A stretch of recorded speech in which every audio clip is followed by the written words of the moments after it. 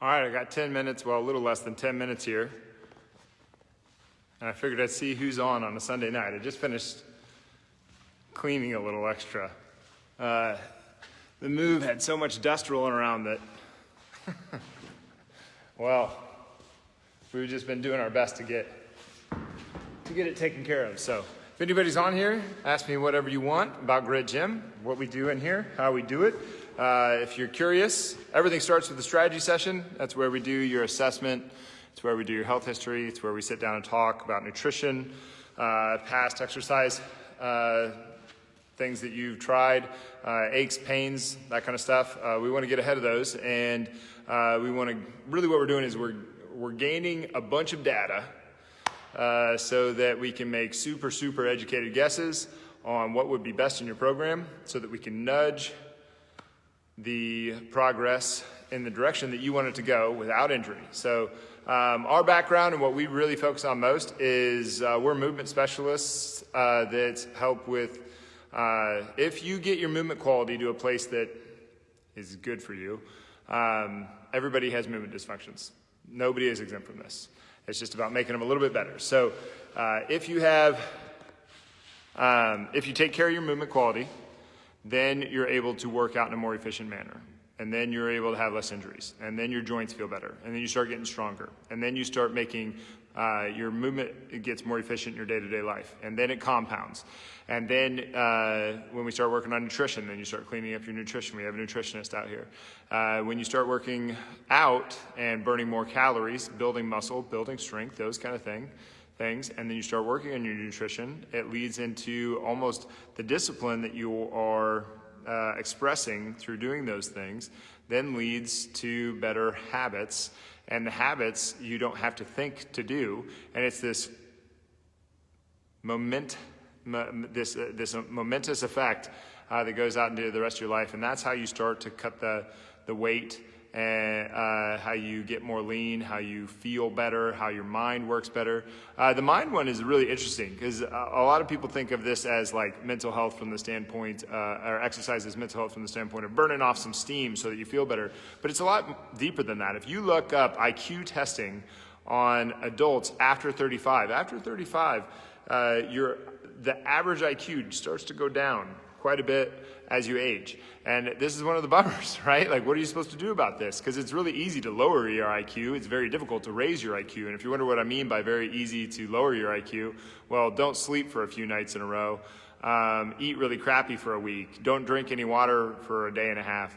Like your IQ drops, right? So the interesting thing about the statistics on not just mental health from the depression and anxiety and that kind of stuff that exercise gives you is that your IQ actually goes up when you reintroduce certain types of cardio and strength training. And the theory is that your heart is in better shape to push more, and your body is more efficient with the blood that it's been given, so your body is able to push more blood through your brain. It's kind of cool.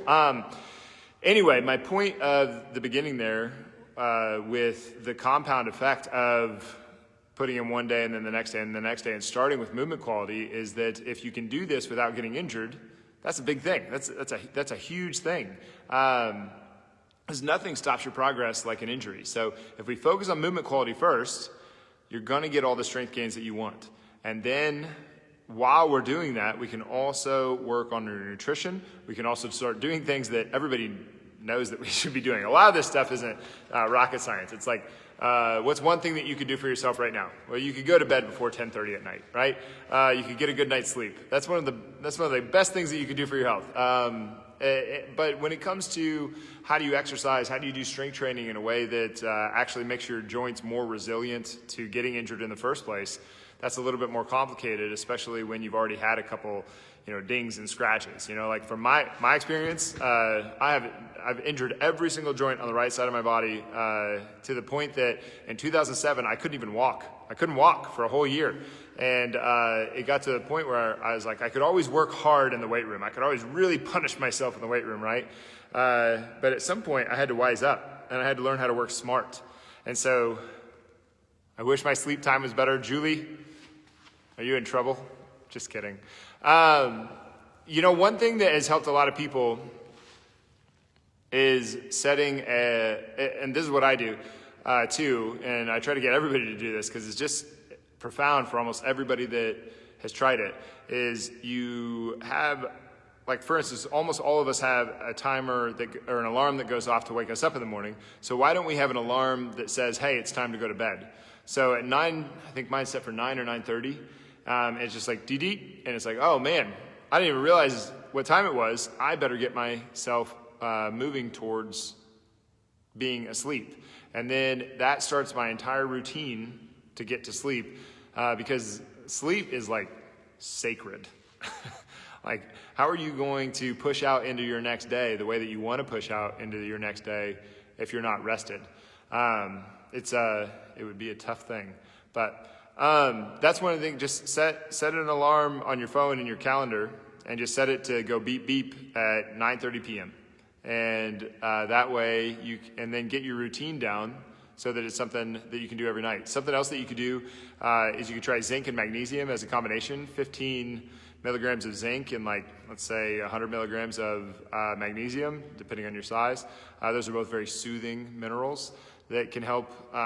They won't put you to sleep, they just kind of relax you out. You could also try 5-HTP or gamma aminobutyric acid.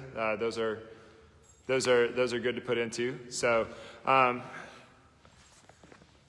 those can be things that can help you. Journaling at night, reading fiction at night, static stretching before you go to bed. Those are all good too. But that's the end of my 10 minutes. I hope you guys got something out of this. If you're interested in Grit Gym and you're just coming in here, please go to the website. It's gritgym.com. Sign up for a strategy session. It's completely free. We'll sit down for an hour. We'll go over your assessment, your health history. And even if you don't sign up here, it's our way of helping. I think of it as just goodwill. But if you want to sign up, we'd love to have you. It's just, but first of all, go get that assessment. Anyway, have a good weekend.